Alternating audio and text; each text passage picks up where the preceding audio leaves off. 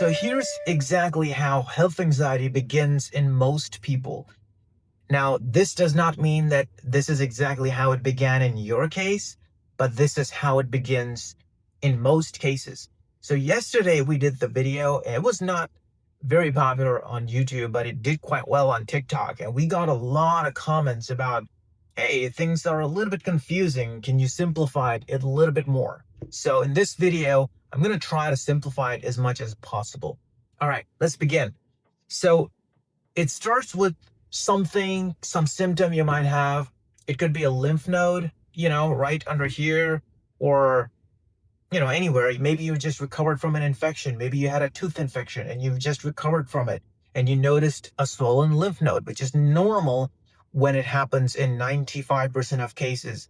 Or you might have a scar. You might have a chest pain, random chest pain, or you might have, I don't know, something in your stomach, right? Like maybe you ate something and now you have stomach ache. So you went to a doctor and a doctor looks at you and checks you and evaluates you. And you got to understand these doctors have seen thousands, if not tens of thousands of cases over their lifetimes.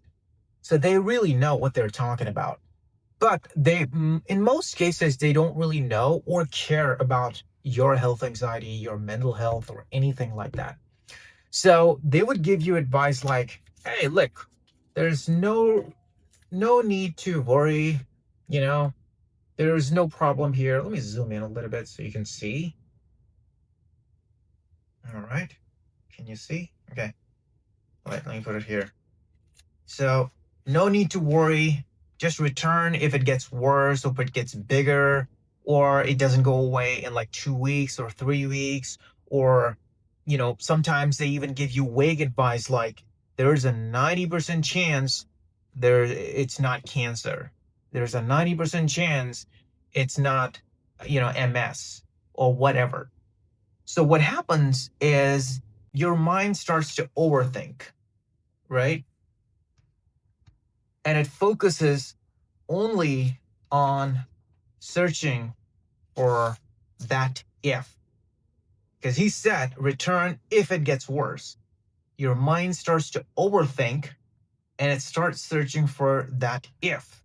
And you start hyper focusing on, your symptom. And what happens in health anxiety when you hyper focus on a particular body part? You start to notice all kinds of sensations that were normal, that were already there. And, since you're hyper focusing, you're just starting to notice them all. And it just keeps on feeding that loop and it gets worse, right? Your mind overthinks, you keep searching for that if. And in worst cases, you would even go to Google and start looking for it. And it tells you all kinds of stuff about why your doctor was wrong, or you should go to another one. So you go to another one and he does the same thing. And the loop continues for months, if not years, and it just takes over your entire life. So that's exactly how many untrained doctors, by the way, this is a shitty drawing of a doctor. As you can see, I do not know how to draw at all. So, it is what it is. And as you can see, this is exactly how health anxiety develops, right? That's the plain diagram. So what can you do about it? Well, quite simple. You can postpone your worry later by doing a simple exercise, right? And that is, okay, you know what? I have this symptom. I have this lymph node that's, a little bit larger than normal. I have this, tummy ache. And instead of ruminating about this and Googling on this thing, I will get back to it at 7 p.m. And that's when I'm going to review it for 10 minutes max. And, for now, I'm just going to focus on everything else. So when you do this exercise and you make this commitment, your mind thinks, okay, I've taken care of this thing, this health worry. We'll come back to it at 7 p.m. And that's exactly, what you're going to do. That's exactly what I'm going to work on. So the way you do this is you can schedule your worry, right? And you can use a notebook like this one, right? You can write down your worries. You can write down, okay, at 7 p.m., this is exactly what I'm going to do.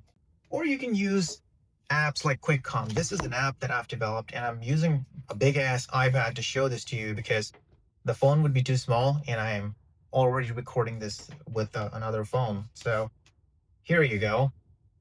This is a tool called Worry Postponement. So instead of ruminating about health concerns all day, about your health anxiety and what it could or could not be, most worries often lose their powers when you think about it later with a clearer mind, right? So you can schedule or postpone your worry. Okay, so what is worrying you? I'm worried about my lymph node. All right. So when do you want to review this? Tonight at 8:30. For now, let go of this worry. You schedule this for later, right? So you can postpone this worry. Okay. So now I will get a notification about like reviewing this worry later. It gives signal to my mind that I've taken care of this thing. I don't want to deal with this right now. I can deal with this later, right? And these are some of the few tools that we have available on QuickCom, and you can just check out. There's a web version. Web version does not have all the templates. Like for example, when you go to exposures, you're not going to see a lot of templates here. But this is the app for iOS, but we have a web version which has all these different templates for different kinds of illnesses and anxieties. Like for example, if you have something about your heart racing, we have a template specifically for that. We cannot like get that passed through Apple because they're just not allowing that right now. Um, so we have that built on the web version after it went through a bunch of compliance checks and stuff like that. So be sure to check it out. The link is below. I'll give you, I think, a 3, 4, 5 day trial. And the reason why we're not doing this for free for everybody is, first of all, we got to pay the developers. Secondly, I've noticed that when people pay for something, even if it's just a little bit, they tend to use it more. And I want you to get better. So I want you to use the tools that we've developed for you. So, you get better. You get better quickly. Other than that, there's this book I'd like you to read. It's called Overcoming Worry and Generalizing Anxiety Disorder. There's also another book called Overcoming Health Anxiety, which is a fantastic book, and you should definitely check it out. Or if you want my book is available on Amazon. There's a promo going on for free. It's called How to Overcome Health Anxiety. You can go out there and check it out.